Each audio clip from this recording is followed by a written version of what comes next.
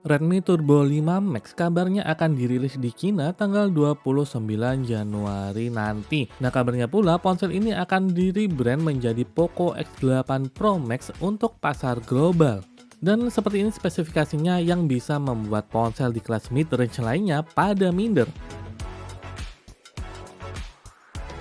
Poco X8 Pro Max dikabarkan akan menjadi Poco F8 secara global, sehingga untuk Poco F8 yang reguler itu sudah tidak ada lagi dan kelasnya akan digantikan dengan Poco X8 Pro Max ini. Nah, ponsel ini sendiri kabarnya akan dibekali dengan MediaTek Dimensity 9500S dan prosesor ini sudah menggunakan fabrikasi 3 nanometer. Untuk hasil skor Antutunya, Antutu 11 itu mendapatkan skor di 3,2 jutaan, sedangkan untuk skor Geekbench, untuk single core-nya ada di 2862, sedangkan untuk multicore-nya ada di 9130.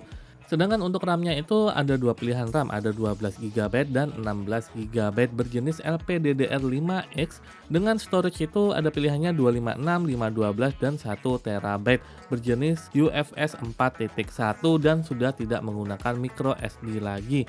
Nah, tentunya kita harus menunggu ya untuk yang masuk ke Indonesia itu yang konfigurasi berapa. Kalau berkaca pada Poco F7 yang basic yang tahun kemarin, maka kemungkinan yang masuk di Indonesia adalah versi 12 GB RAM dan 512 GB ROM. Yang mana untuk konfigurasi seperti itu merupakan konfigurasi yang sudah sangat cukup banget untuk yang ingin ngegame, video editing, dan lain-lainnya. Sedangkan untuk baterainya ini dikabarkan akan menggunakan baterai berkapasitas 9000 mAh dengan charging itu hingga 100 watt. Baterainya masih menggunakan baterai berjenis silikon karbon lithium ion dan masih tidak akan ada wireless charging apalagi bypass charging. Silahkan pengguna Kingfinish dan iQOO untuk membeli ponsel ini. Tapi ponsel ini masih bisa reverse charging sebesar 33 watt.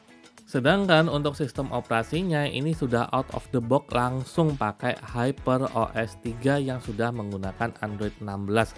Overall selama saya menggunakan HyperOS 3 di Poco X7 Pro saya merasa ini suatu peningkatan yang cukup baik daripada HyperOS 2, walaupun memang beberapa user itu banyak yang mengeluhkan banyak masalah, tapi overall ketika saya sendiri pakai di Poco X7 Pro saya merasa nyaman-nyaman saja, enak-enak saja, dan hampir tidak mendapati masalah berarti. Nah, untuk build quality-nya ponsel ini sudah akan menggunakan rangka aluminium, sedangkan untuk bagian belakangnya dia tidak menggunakan glass tapi menggunakan fiberglass sama seperti di Redmi Note 15 series. Untuk ketahanan terhadap cipratan air dan debu dia sertifikasinya IP68 dan IP69K.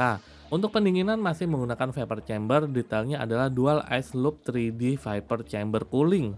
Nah, untuk layarnya ini, ponsel ini akan menggunakan layar berukuran 6,9 inch berjenis AMOLED dan dia sudah menggunakan refresh rate sampai 144 Hz, naik sekitar 24 Hz dari versi Poco X7 Pro di tahun 2025. Nah, untuk kamera memang Poco X series ini tidak di branding untuk ponsel kamera seperti itu.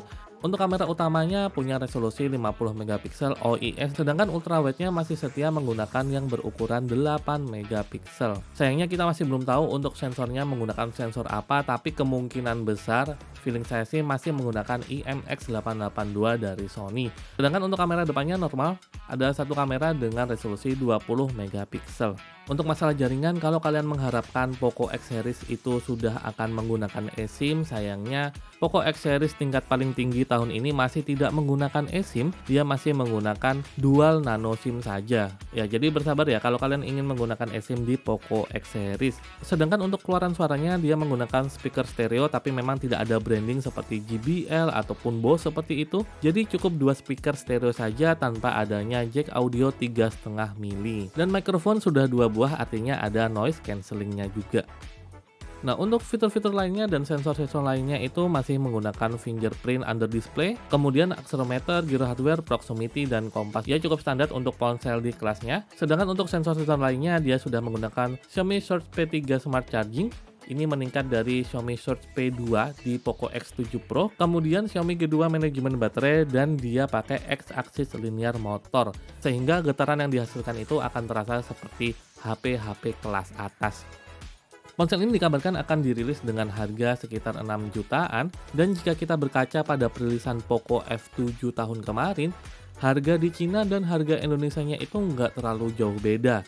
Dan bisa dipahami karena memang Poco F7 itu menempati range harga 5 jutaan, dan karena Poco S8 Pro Max ini akan menggantikan posisi dari Poco F8, jadi kemungkinan harganya akan ada di 5-6 jutaan seperti itu. Ya syukur-syukur kalau kalian membeli dari Allshop biasanya ada potongan dari platformnya, tapi memang kita masih belum tahu pasti berapa harga detailnya. Menurut saya range-nya antara 5 hingga 6 jutaan. Nah, gimana menurut teman-teman? Apakah ponsel ini worth it untuk dinantikan? Dan apakah kalian sudah ngantri untuk membeli ponsel ini? Silahkan tinggalkan komentar kalian di kolom komentar ya.